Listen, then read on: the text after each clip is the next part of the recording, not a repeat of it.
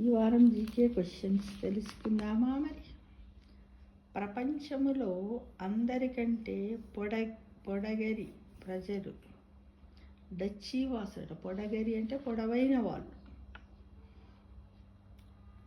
నెదర్లాండ్లోని 26% భూభాగము సముద్ర మట్టానికి సమానంగా ఉంటుందంట.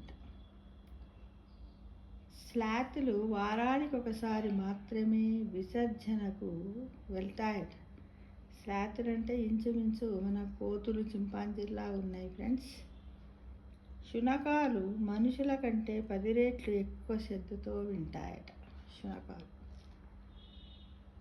మోనోపోలీ గేమ్ ఆడే వాళ్ళ సంఖ్య 100 కోట్లంట. నీటిలో తేలే రాళ్ళు కూడా భూమి మీద ఉన్నాయంట. కప్పలు చర్మరంధ్రాల ద్వారా నీళ్లు తాగుతాయి. అంటే అది చర్మ శ్వాసక్రియ అని మనకు తెలుసు అందరికీ, కానీ ఆ విధంగా తీసుకుంటాయి. ఆహారంలో 20% మెదడుకు ఇంధనం అవసరం పడుతుంది మనం తీసుకున్నటువంటి ఆహారం.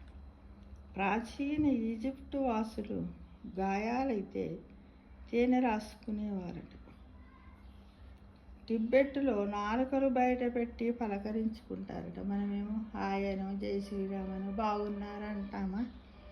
టిబెట్లో అట్లా కాదట, నాలుకలు ముందలు పెట్టి పలకరించుకుంటారట. ఒకప్పుడు పంది మూత్రాశయముతో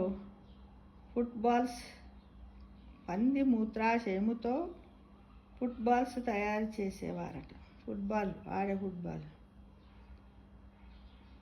భూగోళం పైన ఏడాదికి 365 రోజులు.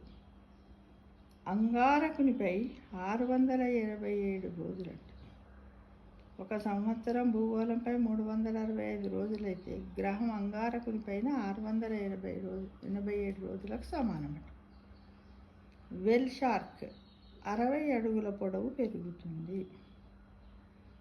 శరీరంలో సగభాగం బ్యాక్టీరియానే ఉంటుంది. మనందరికీ కూడా తెలుసు ఏంటంటే బ్యాక్టీరియా అన్న వెంటనే భయపడద్దు. ఏంటంటే ఇందులో హానికరమైనటువంటివి ఉంటాయి, ఉపయోగకరమైనటువంటివి కూడా ఉంటాయి ఫ్రెండ్స్. ఫ్లెమింగోలు తలకిందులుగా తింటాయి. ఈ విషయం కూడా అందరికీ తెలిసే ఉంటుంది.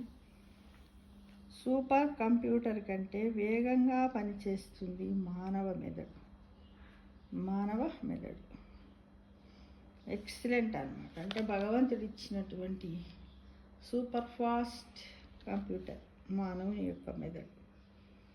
కొన్ని సంస్కృతుల్లో కొత్త సంవత్సరం జనవరి కాదు, ఏప్రిల్. దెబ్బతిన్న ఓజోన్ పొర 2050 కల్లా తిరిగి సాధారణం అవుతుందని శాస్త్రజ్ఞులు ఊహిస్తున్నారు మిత్రమా. ఇది ఈ వారం జీకే గురించి తెలుసుకుందాం. మళ్ళీ కలుద్దాం.